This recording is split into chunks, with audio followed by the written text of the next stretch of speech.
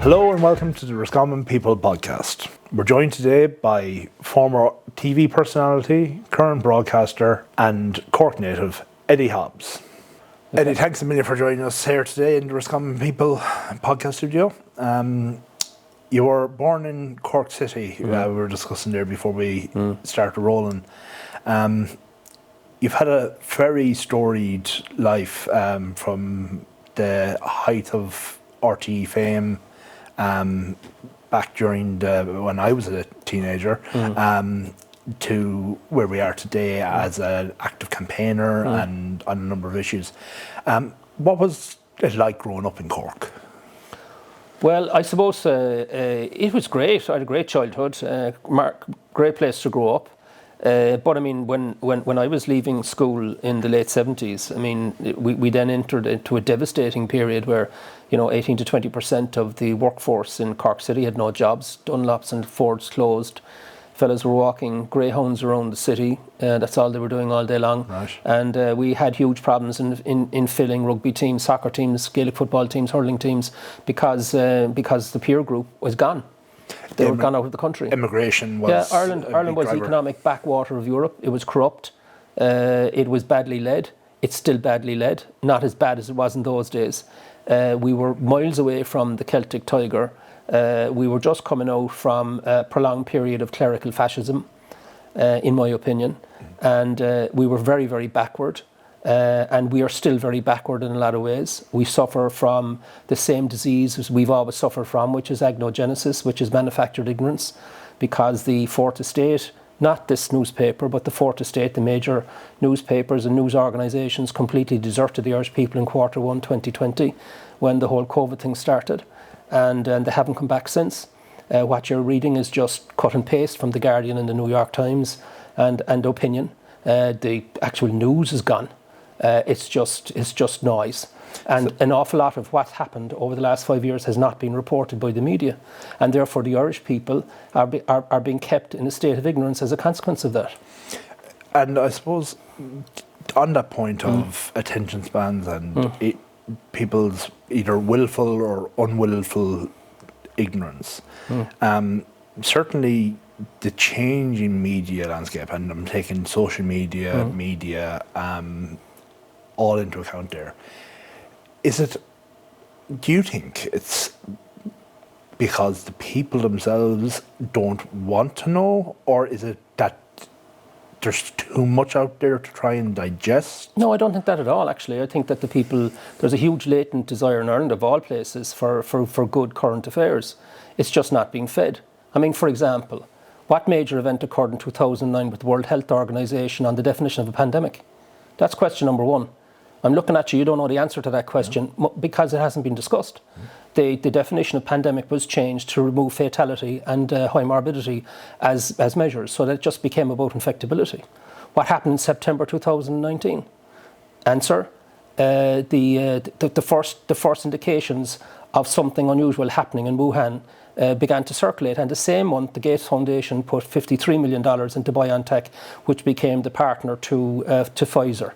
And off we went. 6 weeks later, the Gates Foundation and the World Economic Forum, the CEO of which, Klaus Schwab, was mentored by Peter Sutherland for a period of 18 years and instigated stakeholder capitalism, which I'll come back to, ran an event in New York where they simulated a coronavirus pandemic that would kill 60 million people and would cause significant requirements, including to flood the zone to prevent misinformation and disinformation about the public knowledge about what was going on. And then 6 weeks after that, we started into the process of the information coming out of China, and the whole thing pivoted on the 27th of February 2020, based on a recent book by Deborah Lerman, who works for the Brownstone Institute, a fabulous journalist, and she's absolutely nailed it. On that day, the security state took over the whole thing. Before that day, it was just a moderate flu. There was some concerns. It wasn't that important.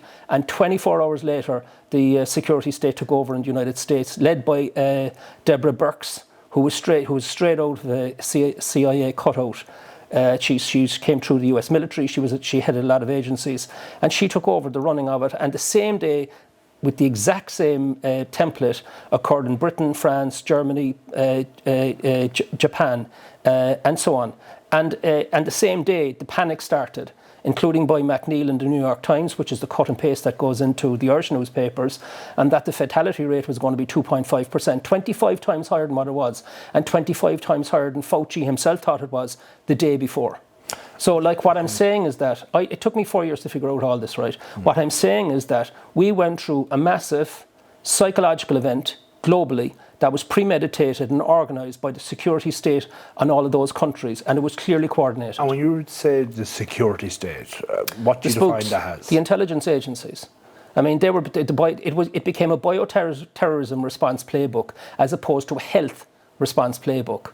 We were listening to health leaders like Fauci, and we were listening to Ronan Ireland. The actual strategic playbook was the strings were being pulled behind the scenes. The leadership behind the scenes were actually bioterrorism response leaders. In other words, from the intelligence community, and that became quite clear because I couldn't figure out how was it that people were being deplatformed, delicensed, and cancelled with such amazing efficiency. Amazing efficiency. Why is it that the medical community stood down and didn't raise any questions when we went into lockdown? And even since then, like in 2004, we've had a major investigation by a team of scientists, statistical scientists in Canada, led by Dennis Rancor and his group, and also by Edward Dowd in Hawaii and his group. And if you take the Rancor study, which was across, so many countries, it covers about 2.5 billion people. Now remember, there was 13.5 billion jabs across 5.5 billion people, including me, by the way, just for the record. And Rancor study shows that the actual pathogen itself, whether it was novel or not, that's an open question, didn't kill anybody, or very, very few. It's quite clear that the death rate was caused by the response to the scare. In other words, especially where elderly people were being moved out of nursing homes into hospitals throughout the world. And that gave rise then to a death count that was then pushed across to keep the scare going.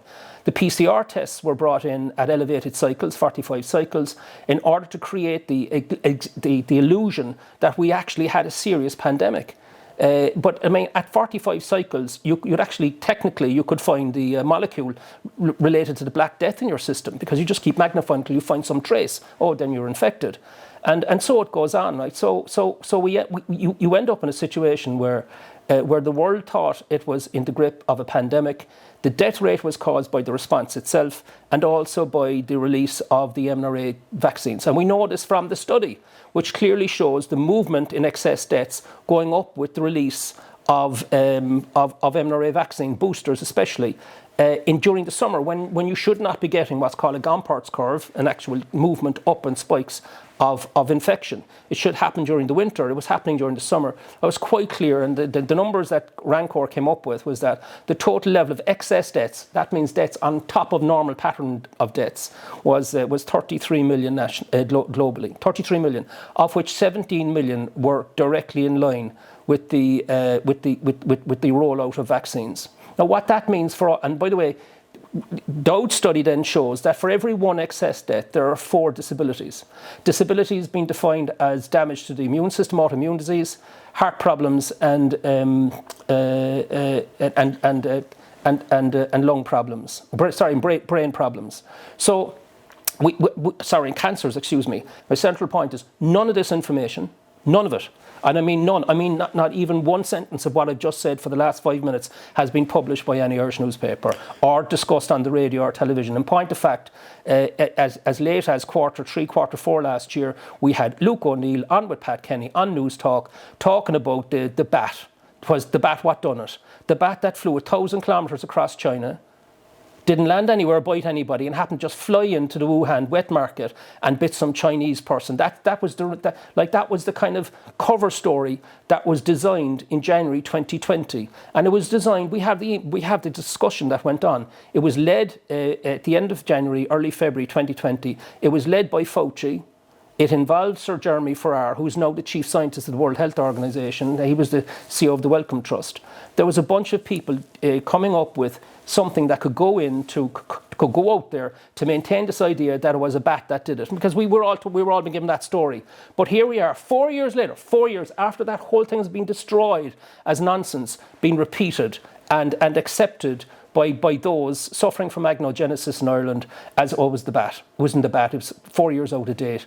There's a lot to unpack there. Yeah, absolutely. Yeah. Right. And I think what is beautiful about the podcast platform, or as a medium, is that you can have a conversation about these things. And unlike in a radio interview or in a TV debate where I would have to be hopping in here and objecting and cutting and chopping and changing, I think there's a chance to have a conversation around these things. We then entered into a period of incredible economic growth in Ireland, right? From 2000 right through till the crash in 2008, 9, 10. For that period, if we just analyse what happened to the media landscape during that time. Okay, let me deal with that then. Yeah. Well, firstly, I grew up in a period, when I went out into the independent sector in the early 90s, I got to know an awful lot of journalists. Real old school, shoe leather journalists like Des Crowley, God rest him. Superb journalists would ring every week to find out what was going on. Notebook and pen, did the hard work. You had great journalists in many newspapers that were investigative journalists doing good work. I know because I met them, I saw them and watched them, and I admired them. So just to be quite clear on that point.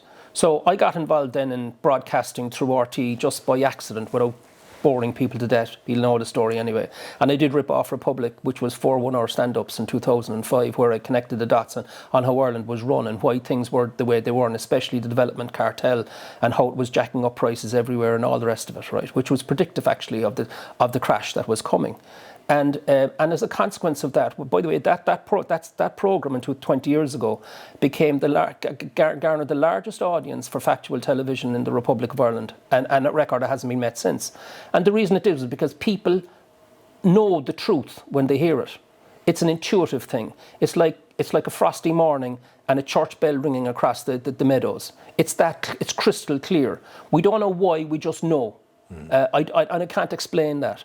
And the audience grew to over 1 million people, or 56% of the national viewing audience in a matter of weeks. It was only interrupted by the Rosa Tralee. So what were the years in 20 years ago, 2005. 2005. So yeah, I remember Rip Off Republic coming on the television. And a short time after that, the government brought in.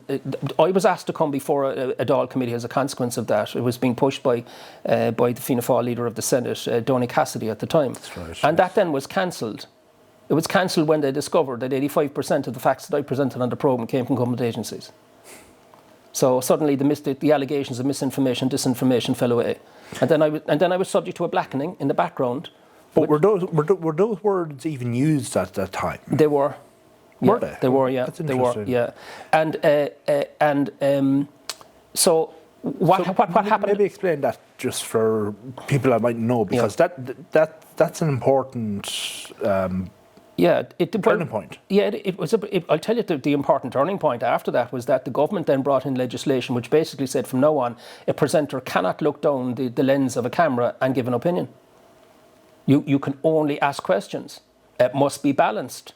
The BAI. Yes, the BAI, yeah. Right. That was a response to Rip Off Republic because it shook the government down to its core. I mean, I even had the Taoiseach of the country, Bertie Ahern, describe me as a non-factual person, which is coded language or diplomatic language for a lawyer. Okay. At the time. So there was an all-out attack. What actually happened around that time? Well, what happened was I had been doing Show Me the Money for a few years, and I was getting increasingly concerned by the analysis that just meeting ordinary families. They couldn't make ends meet. People were commuting huge distances in the morning. Their children in the back seat trying to fall asleep while they were getting them into creches at 6:30 or 7 o'clock in the morning. It was nuts. It was a treadmill, and we were eating our young. By the way, a dynamic that's still the case when you look at the property market in Ireland today. And so what happened then, just to fast forward to today, and we talk about media, we've just put $750 million into the state broadcaster RT. That state broadcaster is now owned by, it's in the grip of the state. It's dependent on the state. We've had a loss in licence fee income, all because of this, the furore over events over the last few years. And the rest of the media is getting paid $7.5 million a year. And that's going into News Talk, it's going into the independent newspaper group and so on, through 2 different government agencies. One of the Department of Foreign Affairs to reward them for covering international affairs. I mean, you couldn't make this stuff up. So the state itself is actually financing commercial media in Ireland. And so my point is very simple, right? There is no mainstream media in Ireland dealing with the really hard questions. Now, I'm not talking about focusing on Gaza and Israel and all the rest of it and all of that. I'm talking about the real stuff that matters to us, which is what have we gone through for the last 4 or 5 years? Because none of the questions that I talked about earlier on were ever asked by anybody. And anybody who was raising this were dismissed. And so we've 24,000 members of the Irish Medical Council, and I think about a dozen of them stood up. The rest of them were too terrified to do it, even though they knew this makes no sense, because they have the science. They know that lockdowns should have never been done. The world went into lockdown, and the lockdown was decided by the security state because it was a bioterrorism response. And lockdown did more damage to the Irish people than any single event, including in the last 100 years of our history. There was more people were harmed, disabled and killed from lockdown. And nobody wants to talk about it. And I find that appalling. And now we have information coming from studies all over the world, hundreds of studies, showing the excess deaths and disabilities caused by mRNA vaccines that we have put into our systems. And we will not talk about it on mainstream media. So there for me, for my simple conclusion is that the journalism is dead. The editors are not allowing it. And I know because I've gone and spoken to the editors. I went trying to alert people to what was going on at the World Health Organization, attempting to bring in a treaty in 2004, which would have bound us to hand over our sovereignty to unelected bureaucrats in Geneva that were going to decide whether we should go into lockdown on any event dealing with human health, animal health, plant health, or ecosystems. So we're going back to 2004. And 2024. 2024. And that was only stopped when 49 US Republican senators wrote a letter to President Biden and said, this is in breach of US sovereignty. Of course, it was in breach of our sovereignty as well. But nobody wanted to talk about it. I know because I asked them. I went to the Sunday Independent. They didn't want to take it. Nobody wants to talk. No, I know why, because there was history there with me and the Irish Independent. But the Irish Times didn't want to take it. No, I went and I asked them deliberately. So they'd say no. So I could sit here when I do get a chance to talk on mainstream media and tell people the truth about what's going on, because that is the truth. That is your church bell ringing across the meadow. The editors are controlling their channels of control for the state. And all of them now are involved in Operation Cover-Up. So all of the passion, the analysis, and the presentation that I put into Rip Off Republic, I'm now doing on Counterpoint, my channel where I'm interviewing people, trying to fill the vacuum left from the desertion of the Irish people by the Fourth Estate. That's been my mission for the last few years. But the point is that Ireland became captive to stakeholder capitalism. Now, let me just explain that. Yeah. Stakeholder capitalism is a new way of running the world, which is very akin to, it's closer to communism than it is to capitalism. Basically, you actually replace representative democracy. You don't do it openly, you do it behind the scenes, with a swarm of NGOs. And the people, you give the people the odd bread and circuses, the odd election here and there to give them the impression that they actually have a functioning democracy. But in point of fact, the swarm of NGOs goes around your parliament and they're deciding policy. And we saw that during the marriage referendum, when the council, the Women's Council of Ireland, whatever they call the NGO, and everybody else, by the way, practically everybody in the media were for, we must say yes, we must say yes, we must put enduring relationships on the same footing as family. And the Irish people smelled a rat and put a run in it. They did so despite the fact that practically an entire media were telling people to vote yes.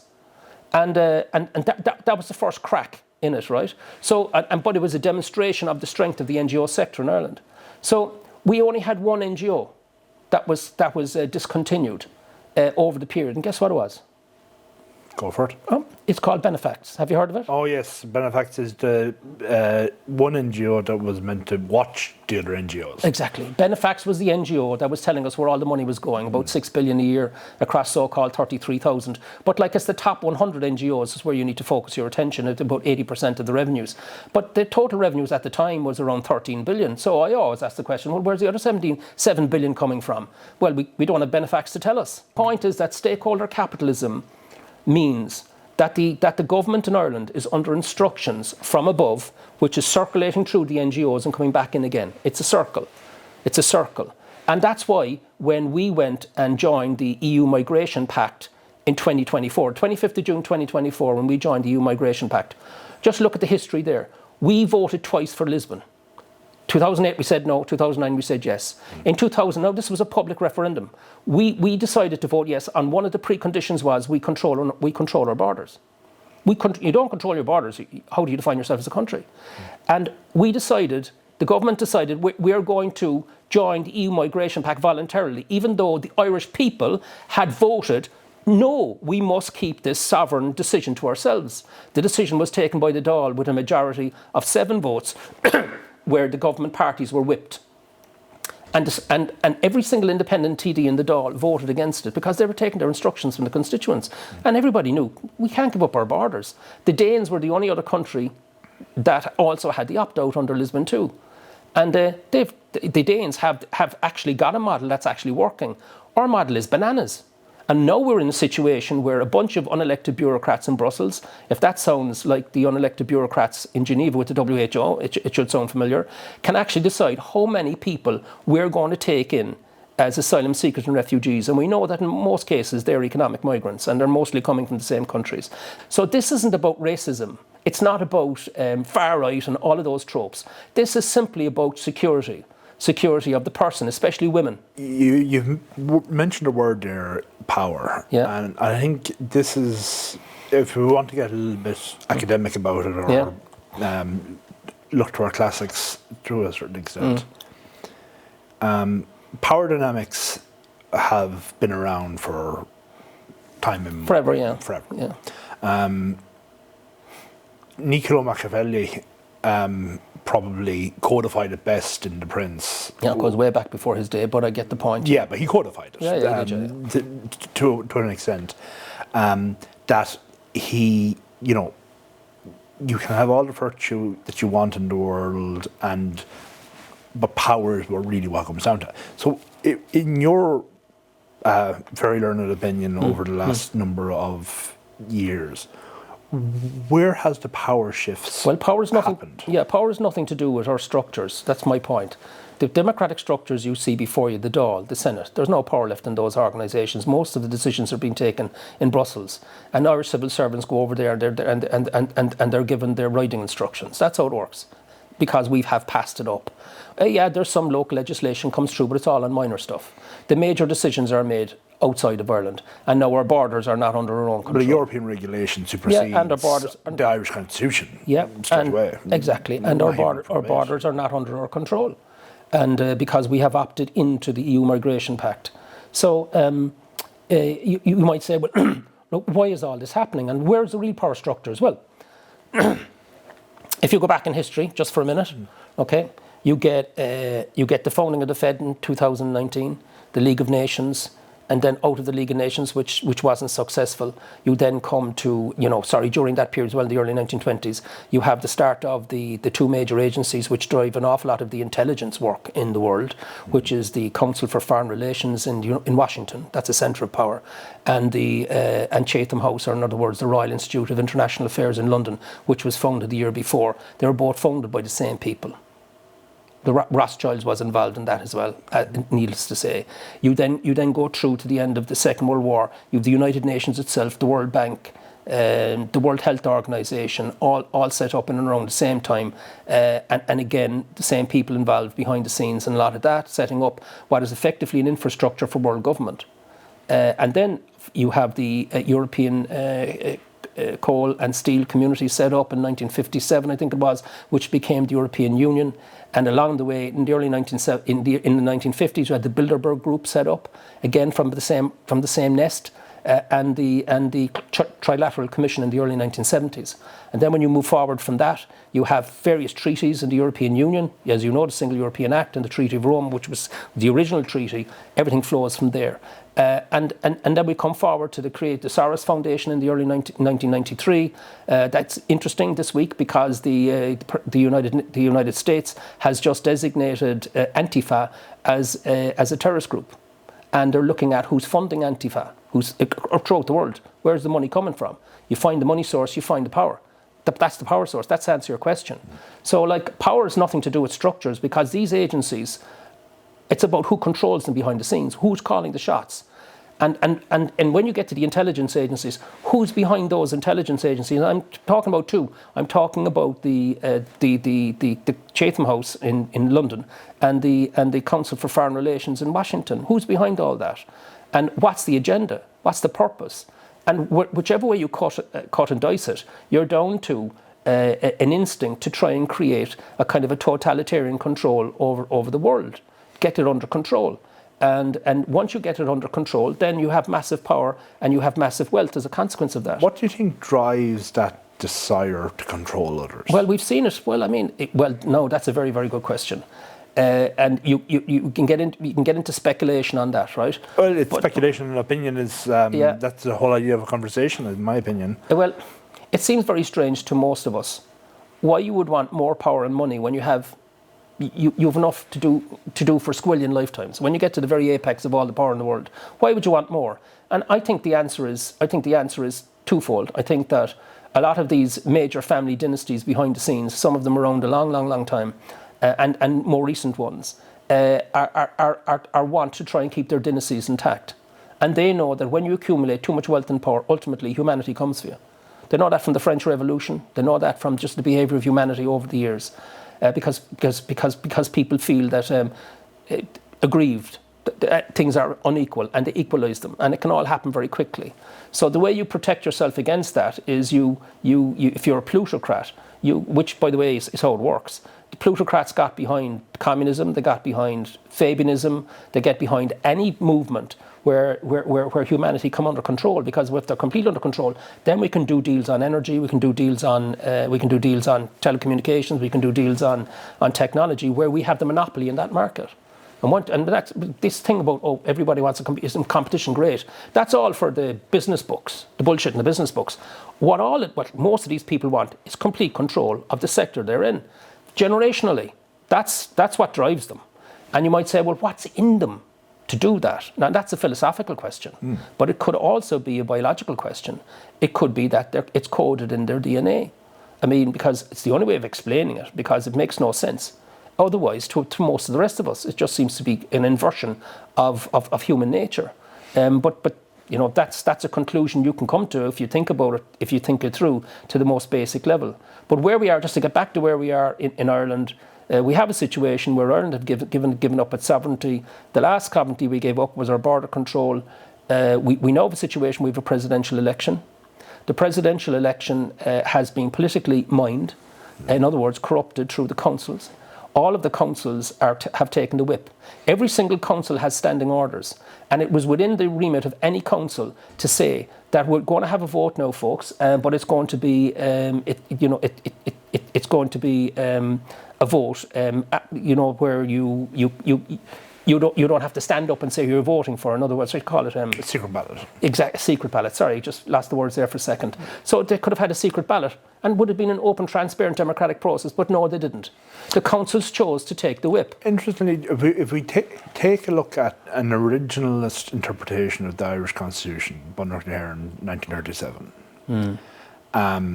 and the section, I think is it Article 12 that deals with the I don't know, I haven't looked at it lately. Yeah.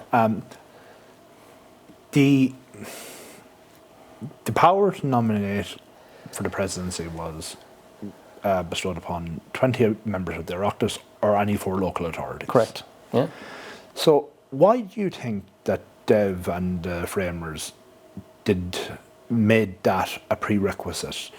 Unlike in most other countries around the world, as a constitutional republic, we were unique in that we gave such power to politicians over who would occupy the final constitutional check and safeguard. Okay, I'll answer the questions in 2 ways. First, I'll go back to the 1922 Constitution, which actually had a provision in it where, subject to a petition, I think it was 50,000, say it's 100,000 these days, it was modernised, where the Irish people themselves, subject to a certain volume of petition, could actually bypass the Dáil itself and put a referendum to itself.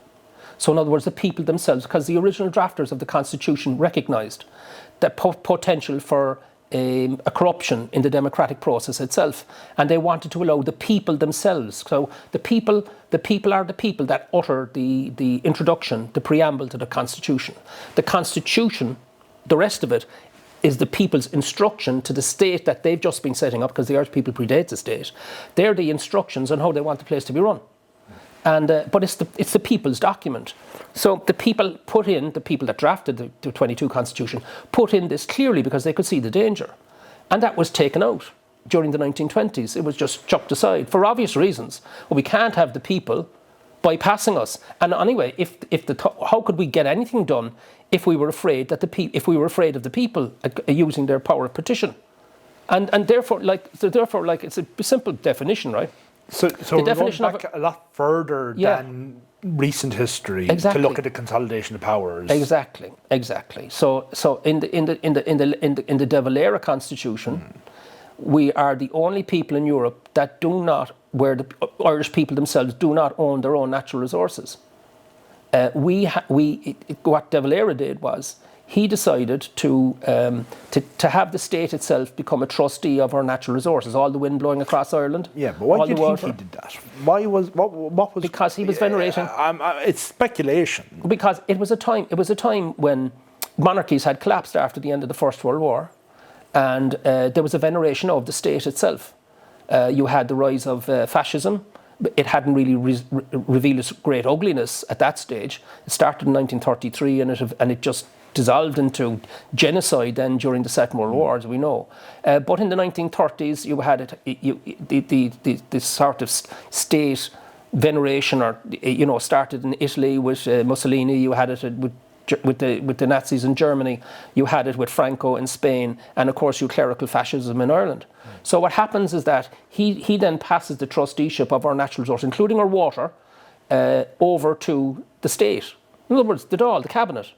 And then put in another part of the Constitution, nicely put away, is another clause which basically says that when it comes to this matter, the state is non-justicable. In other words, you can't put the state into court. In other words, you have an asset which you own, you hand it over to a trustee, and then you sign another document to say you can't sue the trustee. But doesn't all of this, I suppose, if we take it all together and accept on its face, a kind of a prima facie reading of it all. Isn't there just too much for the average person to wrap their head around?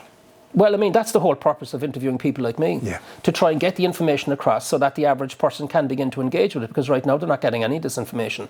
I realise that I've been pretty dense in what I've said. I can slow this down. I mean, I can do the national school delivery of this if I have to, but I have an hour and I'm getting the information, as much information as I can in. Even if it's to start people thinking. Is that the best strategy, do you think, to get people thinking, or is it becoming a consequence of just following that social media driven, we have to get it done and we have to get it done quick approach? No, it's not. I've been banging on about this now for the last 3 or 4 years. I can tell you that because most people out there are consuming, like your diet, you're consuming bad food, right? And you're continuing to consume bad food. And you then believe that everybody in the world is eating the same stuff you're consuming, and they're not, because they actually have functioning journalists. We don't have it here, unfortunately. And so if anything that I've said in the last part of this interview, and thank you very much for it, is going to shake you out of that, or at least test that, then that's my objective accomplished. The problem with that is that there's a huge wall of cognitive dissonance. In other words, people not wanting to engage with this material because it challenges the foundation of their belief system. I know, I've been there. It took me 3 or 4 years to get to where I've got to in all of this research and analysis and looking into it and going to bloody conferences. But it seems to me like it went further back than that. If after Show Me the Money and Rip Off Republic, that you asserted earlier that was almost a turning point in the media landscape in Ireland, because is just that Well, if you're asking, you call the government out. Yeah, if you're asking me the using their personal own information. Yeah, I discovered through a process, actually, was actually an RTE programme, Where Was Your Family During the Famine? I discovered when I got to my great-grandfather's grave, which was in Torrytop Hill Cemetery in Cork, and there was no headstone, and yet he died, he died as, he had been the weighmaster of the butter market in Cork, so he had a major job, and he didn't have a headstone. And they passed me the phone to the genealogist that had been behind the scenes that I didn't even know about existed. There was a woman at the end of the phone, and she said to me, "Have you not figured it out yet?" And I said, "No." He said he didn't want a gravestone over his grave, even though he's Catholic, because he's a dissenter, and you're a dissenter. You come from a long line of dissenters. And I was like, suddenly the light bulb went on. I was in my early 40s at that stage, and it took me that long to figure out, God, yeah, I am a dissenter. And I'm looking, like, the best way of putting it, a woman cut a leg of lamb in half to cook it in her oven on the basis that it was going to improve the flavour. So they went and asked her mother, why, because her mother used to cut the leg of lamb in half and said it improved the flavour. They went and asked the mother, and the mother said, "Geez, you had better ask Granny." So they called to the granny and said, why did you cut a leg of lamb? She said, "Because the oven was too small." So that's the point. We have these paradigms, and they started off for very good reason, logical, practical, and all the rest of it. But we continue to use them without actually testing them using critical thinking to say, well, does this still make sense? And then I discovered only recently, I'm a critical thinker. That's just the way my brain operates. Found it hard to imagine that you only learned that recently. Yeah, well, I'll explain why, actually. I haven't said this publicly at all, but so when I finished my last book, which is called Breaking the Silence on the Return of Totalitarianism, which is free online, and you can get it on Amazon, to talk about all of this, see all the connections, all the people I've interviewed and the connections. See, I look up at the stars, and and the way my mind operates, I don't look at the lights. I say, well, what's between the lights? I look at the connections between things. That's the way my brain operates. And you start seeing connections and then proving connections, and suddenly things start to reveal themselves to you. And there's lots of people like me out there. It's just the way our brains operate. They're different from other people. But with critical thinking for me, there's been a great diminution in it, especially over the last 5 years globally. And what's driving that is that we're all in echo chambers on social media, you, me, everybody else, without realising it. We're now self-policing our own words themselves. And we're even in our families, we're self-policing. Can't use the hurty words. You have to go along with this nonsense of him, he, her, and all that. I regard that as nonsense, right? And I know that upsets some people. I get that, but I'm quite happy to debate that. But the point is that we're now no longer doing what we used to do for millennia, which is actually sit down with our peer group around the fire, in the pub, in the coffee shop, in the tea shop, and somebody puts across their belief or their view on something. It's a test.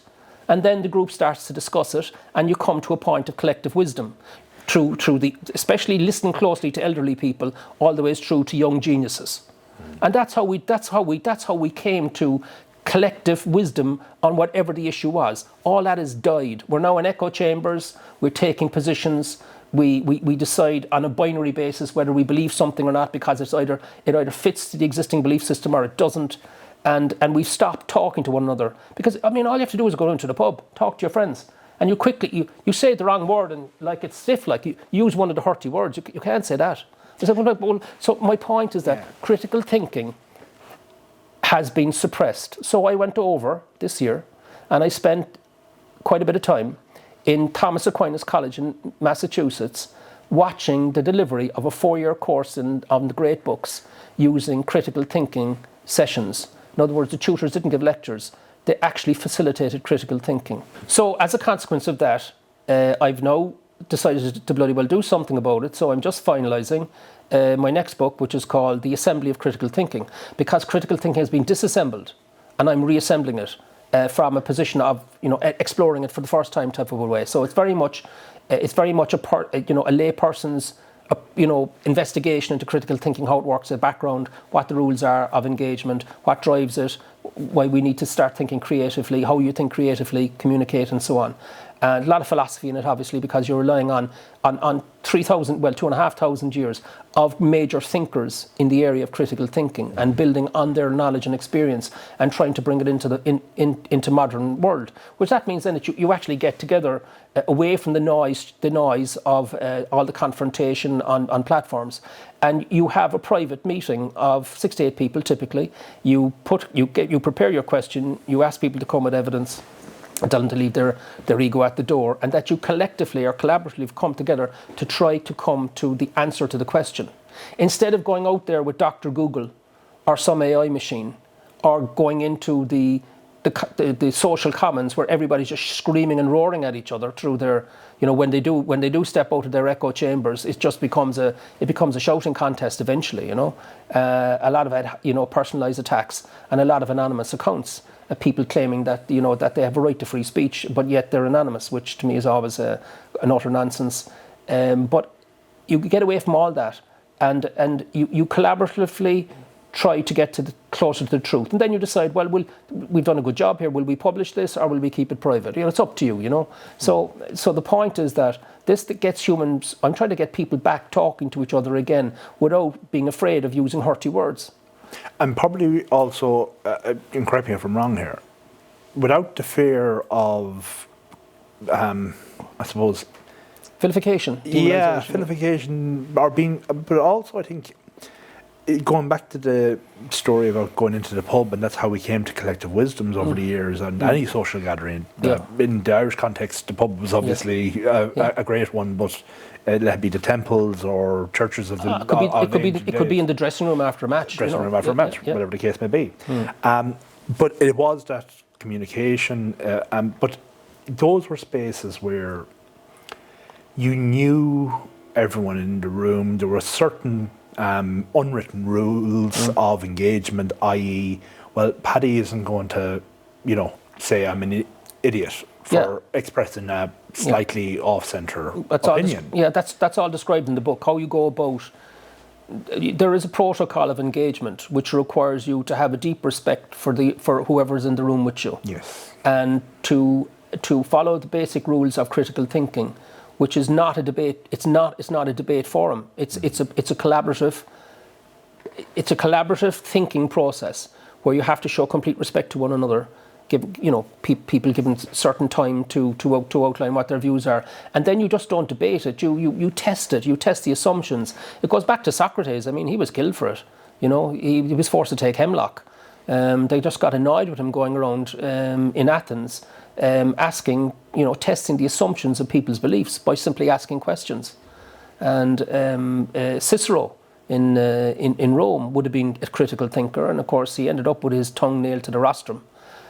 Critical thinkers throughout history, major ones, have shaken up the existing belief system. You have St. Augustine, he was a major impact. Thomas Aquinas, you had major Muslim philosophers as well along the way, and of course you have the Renaissance philosophers as well, which added an awful lot to Voltaire was involved, Rousseau questioning the whole right of the monarch to absolute power. All of those, these are huge thinkers, critical thinkers, all the ways up to modern times. And along comes technology and AI and echo chambers, and suddenly we've lost the capacity to talk to one another without breaking into warring factions that are stimulated and corralled by algorithms on social media. And I'm just as addicted to my phone as the next person. But you have to understand that these things are affecting our capacity to think, to puzzle. So is it a purely individual phenomena that that my experience and my use of technology, or is there, in your opinion, the collective is suffering? The collective globally. It's very interesting, like Matthias Desmet, who's the professor of psychology at the University of Ghent, who's written actually about the psychology of what's happened over the last few years, and he's another book coming out very, very shortly. I interviewed him on my channel, and he talks about how human beings, these are his analogy, now will be mine, how human beings murmurate like starlings. and how we get into a state of murmuration. And he says 4 things must happen for this to take off. This is what he called mass formation. First thing is that you must have, the first condition is that you must have about 20-25% of the population lonely, feeling lonely, isolated, disconnected, not in the zeitgeist, in their heads, you know. And that's their own perception of themselves. They just feel isolated. I'm not part of this. They don't go around using these words, but they just feel lonely. They don't know why. And a high degree of loneliness in the population. Then you have to have again a similar level of feeling anxious, but anxious without having an object of your anxiety. In other words, you have free floating anxiety. You're just anxious. You don't know why you're anxious, but you are, which is just before, you know, flight or fight. Yeah. And you're in that constant state, and then of course it leads to frustration and unvented anger, and then along comes an object of your anxiety. This is how totalitarianism starts. This is how the Jews were picked by the Nazis, and of course the kulaks by the Soviet Union. That's the reason. And then those people that are so much affected by all of that become the stormtroopers, literally the people that are pushing out the ideology. And when you look at COVID, when you plant that on COVID, you have the Zero COVID Brigade. And they were dominating the Irish media, Zero COVID, people arguing for that, what I call the COVIDistas. The person that you met in the supermarket that said, you're not 2 meters. You know, where's your mask? Right? They were like in Germany. And do you find now, looking back at that time and talking to the vast majority of people, has your experience become one that most people kind of look back at that period, and if they were that person saying, oh gosh, did I overreact? Or do you feel like they have ingrained themselves, entrenched themselves in their position? Well, actually the 25%, well, if you take Nazi Germany, the actual the SS itself came out of that area, according to Desmond, you know, that group that now had an object of their anxiety identified. They now had a collective. They were back in the zeitgeist, and they wouldn't let go. You know, I mean, if you go to the Battle of Berlin, the most committed Nazis were left in Berlin. And died fighting, and they were coming from the Ukraine, they were coming from Lithuania, you know, they were coming from Latvia. In other words, people that didn't need to fight for Germany were actually the most committed to the ideology, and so it's a very interesting book he's got, right? But basically, the point is that another point that he makes it actually in the interview that I have with him. He said that the data is showing. This is very, very interesting. This is really interesting. The data shows that the countries that have the highest degree of technology and mobile phones and connectivity have the highest levels of loneliness.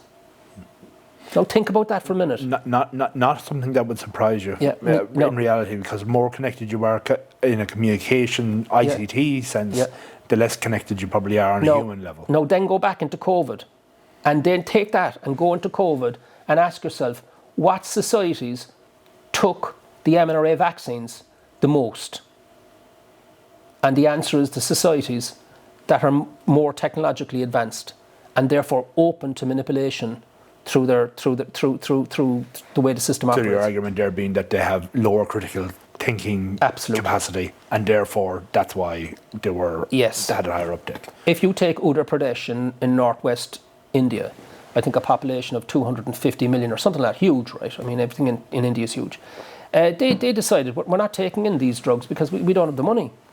So they gave out bags of free bags to the population, comprising of vitamin D, ivermectin, and a couple of other natural compounds, and they had no COVID. Okay. Right? I mean, all I'm saying is that if you look at any sort of a country out there that hasn't subject to some kind of ruthless control like the Communist Party in China, just look at normal countries, but not Western countries, and you say, well, where was their pandemic? The answer didn't have one. And it is always so easy for journalists and for people that are sitting on this side of the mic to immediately shut down the discussion around COVID, and that has what has happened. When somebody makes statements as you've just made there, But you see, they won't engage. Yeah. But you see, not even, like, my opening question to you was, what happened in 2009 when the definition of pandemic was changed in a meeting with no minutes? No minutes. But it was done in the World Health Organization. And, by the way, which is in the grip of the Gates Foundation. It's its largest financier, who also happens to be the largest investor in pharmaceutical projects and products in the world. My point is that as an individual, he owns the foundation, but then he invests in it privately behind the scenes. When he, by the way, I said earlier on, when he put his $53 million into BioNTech in September 2019, he spent the next 2 years going around the world, very high profile individual, to tell us all this mRNA vaccine is the best thing since sliced bread. You take that, you won't get COVID. Remember we were told that? Gates was saying that, right? And would you have a fundamental issue, and unfortunately, we're probably going to finish up on this because we're coming to our hour. But do you have a fundamental issue with the concept and the use of mRNA as a technology, or in the context of COVID? No, in the context of COVID, because I don't know enough. All I know is the people that I've interviewed, the studies that I've read, the books that I've read, the conferences that I've gone to. I'm an aggregator, right? I aggregate information. None of this is primary research. It's all out there.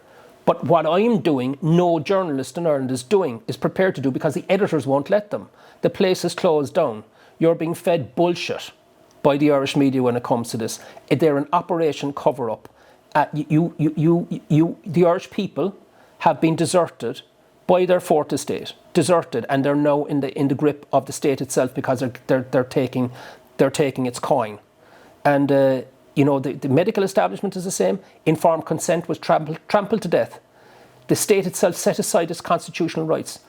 The president, Michael D. Higgins, who only referred one document to the Supreme Court in 14 years, signed whatever was necessary in 2024. Didn't even know what he was signing. It wasn't challenged. Wasn't challenged by anybody. And as a consequence of that, there have been people killed in Ireland that didn't need to die when they died. Right? I'm saying that because the facts support that. And there are disabilities going on in cancer, in autoimmune disease. Any doctor who's going to talk to you privately will tell you, yeah, we have a problem. And one of the big problems we've got is mental health problems. And that is as a direct result of lockdown. All of the science up until the point that this was the security state took over on the 27th, 28th of February 2020. All of the science, all the medical science was, you let a coronavirus go through a population, you protect the most vulnerable, which is the elderly.